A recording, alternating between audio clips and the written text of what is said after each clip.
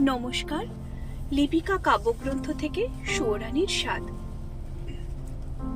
সুয়োরানীর বুঝি মরণকাল এলো। তার প্রাণ হাঁপিয়ে উঠেছে, তার কিছুই ভালো লাগছে না। বদ্যি বড়ি নিয়ে এলো, মধু দিয়ে মেরে বললে, খাও। সে ঠেলে ফেলে দিলে। রাজার কানে খবর গেল। রাজা তাড়াতাড়ি সভা ছেড়ে এলো। পাশে বসে জিজ্ঞেস করলে, তোমার কি হয়েছে, কি চাই? সে গুমড়ে উঠে বললে, তোমরা সবাই যাও, একবার আমার স্যাঙাতনিকে ডেকে দাও। স্যাঙাতনি এলো।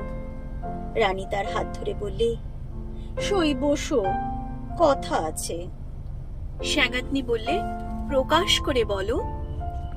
সুয়োরানী বললে, আমার 7 মহলা বাড়ির এক ধারে 3টে মহল ছিল দুয়োরানীর, তারপরে হলো 2টো, তারপরে হলো 1টা, তারপরে রাজবাড়ি থেকে সে বের হয়ে গেল।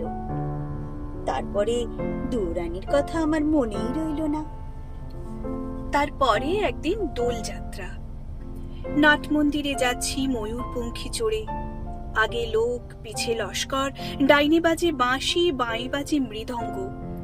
এমন সময় পথের পাশে নদীর ধারে ঘাটের উপরটিতে দেখি একখানি কুঁড়ে ঘর চাঁপা গাছের ছায়ায়। বেড়া বেয়ে অপরাজিতার ফুল ফুটেছে। দৌড়ের সামনে চালের গুঁড়ো দিয়ে শঙ্খ চক্রের আলপনা। আমার ছত্রধারিণীকে শুধালেম, আহা, ঘরখানি কার? সে বললে, দুয়োরানীর। তারপরে ঘরে ফিরে এসে সন্ধ্যার সময় বসে আছি। ঘরে প্রদীপ জ্বালিনি, মুখে কথা নেই। রাজা এসে বললে, তোমার কি হয়েছে, কি চাই? আমি বললাম, এ ঘরে আমি থাকবো না। রাজা বললে, আমি তোমার কোঠা বাড়ি বানিয়ে দেব গজদন্তের দেওয়াল দিয়ে।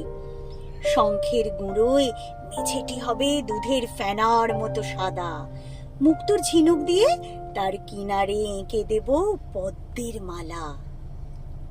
আমি বললাম, আমার বড় সাধ গিয়েছে কুঁড়ে ঘর বানিয়ে থাকি তোমার বাহির বাগানের একটি ধারে।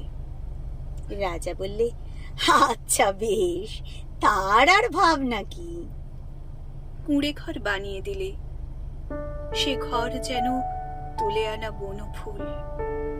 যেমনি তৈরি হলো অমনি যেন মুষড়ে গেল। বাস করতে গেলেম, কেবল লজ্জা পেলেম।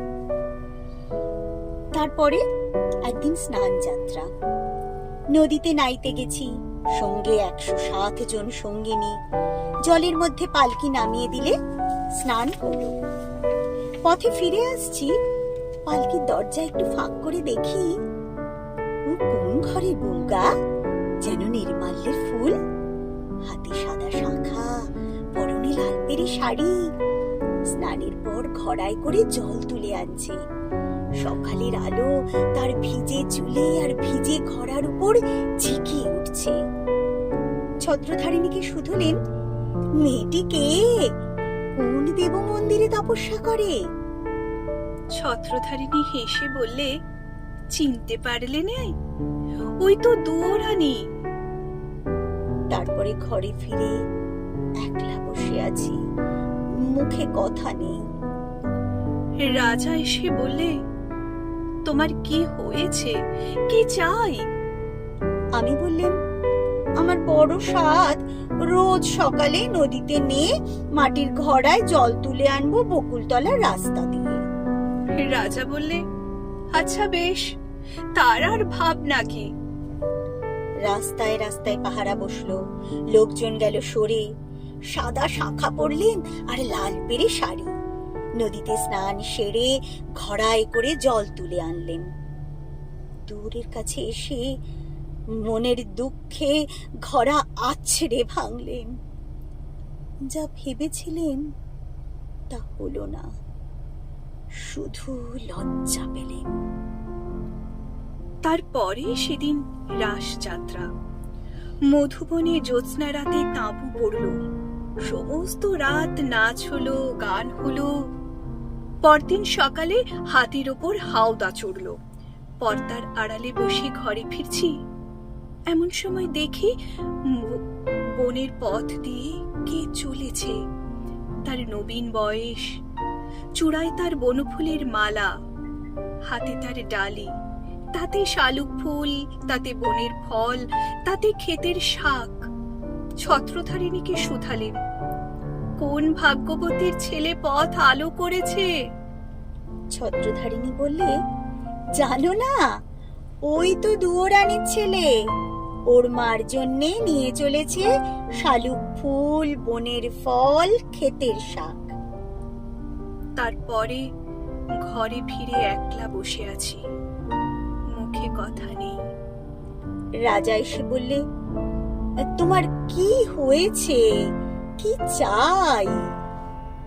আমি বললাম, আমার বড় স্বাদ, রোজ খাবো শালুক ফুল, বনের ফল, ক্ষেতের শাক।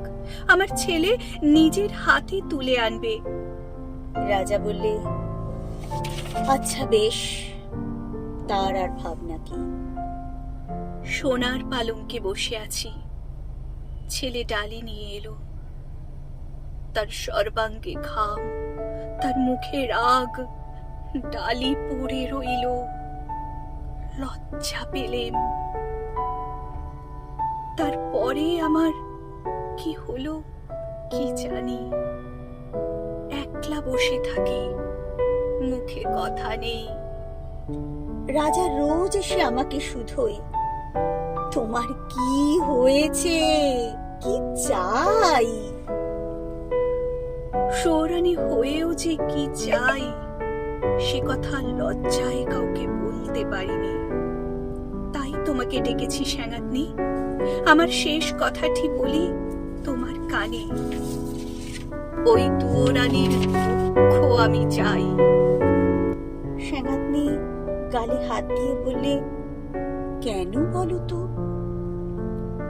সৌরানী বললে, ওর ওই বাঁশের বাঁশিতে সুর বাজলো, কিন্তু আমার সোনার বাঁশি কেবল বয়েই বেড়ালেম, আগলে বেড়ালেম, বাজাতে পারলেম না। ধন্যবাদ।